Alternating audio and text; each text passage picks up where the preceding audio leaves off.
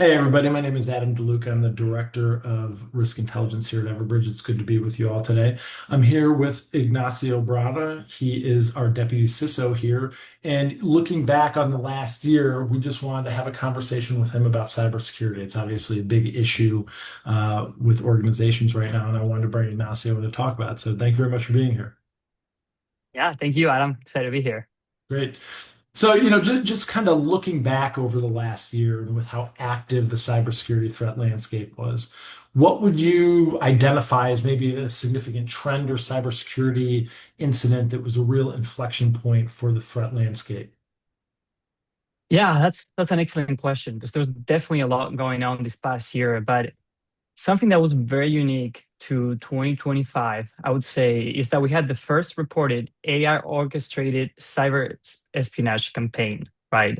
And in there, this is a before and after, I think, in the industry because bad actors are starting to use agents to do these attacks for them, right? And so if you think right, like bad actors organize themselves, they create their own enterprises. But what's different now is that by leveraging AI and these technologies that were designed for good, they're using them for the wrong from the wrong reasons. And this means that they have an army of 24 by 7 agents that can produce these attacks for them. Um, we know that the technology landscape is very complex. You need a lot of expertise in different areas, but just like AI helps us understand technologies better, it's also helping these attackers quickly become experts and finding exploits on different technologies that are out there. And with the help of AI agents, they can automate that and be constantly knocking at your door, trying to find how to get in.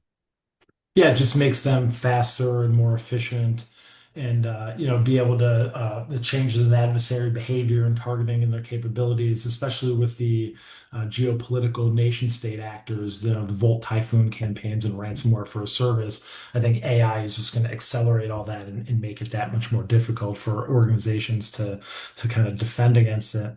But again, to the ransomware point, we talk about ransomware and we talk about phishing, denial of service attacks. But what are some of the emerging cyber trends in 2026 that might not be top of mind yet for organizations? Yeah, I think, part of that is going to be being able to respond. Before it was with automation and APIs, it was responding at the speed of machines. Now with the AI, it's going to be responding at the speed of AI. And this is a component that's adaptive, right, for teams. So if you think about it before, uh, being good at security is not good enough anymore, right? You need to take that extra level that before only certain enterprises and industries were able to get to, which is being adaptive. How do you adapt? Attacks are going to be being modified as they start getting through defenses now, right? With the help of AI, malware can mutate in order to find the ways to get through the different defensive layers. So I think, besides your ransomware, your phishings, we need to be very careful with adaptive attacks and things that are changing as they go and as they make it through your organization. In order to be ready for that, it's kind of like fighting fire with fire. Like attackers are using AI to do this. Well, organizations are going to have to be better at using AI to prevent them from leveraging these adaptive attacks. So, what are some ways to do that? Zero trust architecture, proactive red teaming.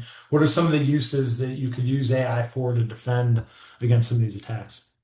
Yeah, great. That's an excellent question, Adam. I think one of them is when you look at your user behavior and even taking a step farther, your services and machine behaviors, using machine learning to understand that behavior so that whenever something steps away from that predefined um, baseline that you have built for either that user identity or system, you can quickly identify that and have the team respond to it, right? And a lot of that response gonna be automated in some way, right? So you'll have to define. I think enterprise teams are gonna have to define where the risk appetite is and how much they want to let these AIs respond to these attacks for them, because there's definitely risk associated with that too, right?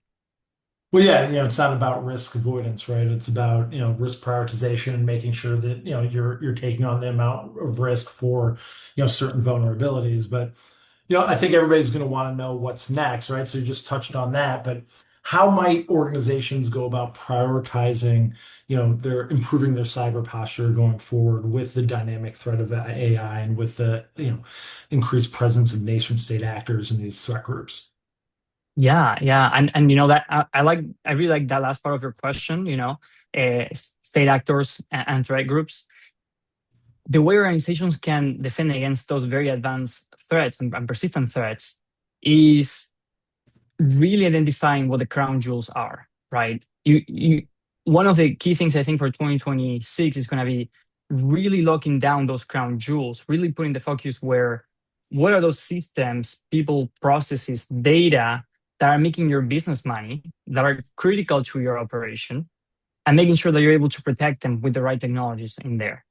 As we see the world becoming more and more digital, the landscape is growing, right? And the amount of systems it very very it's rapidly increasing. So really understanding what are my crown jewels, what are the systems that are making money to my organization that we need to protect everything, but my focus needs to be very adaptive in these specific systems for my organization. So I do think CISOs and security experts are going to have to continue to work their business hat, right, and really understanding what's critical for the business and how can I protect that in 2026. Yeah, it's not just for cyber, it's identifying unacceptable consequences based off the threat environment and adapting accordingly, right? So, tabletop exercises, not just good cyber hygiene, but, because the way people are attacking and going about exploiting information now is just so diverse and complicated. Ignacio, it was great for you to take the time out today and join us on the Rapid Resilience Pod.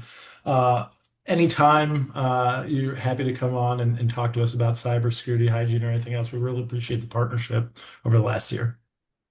Excellent. Thanks, Adam. All right, thanks, Ignacio.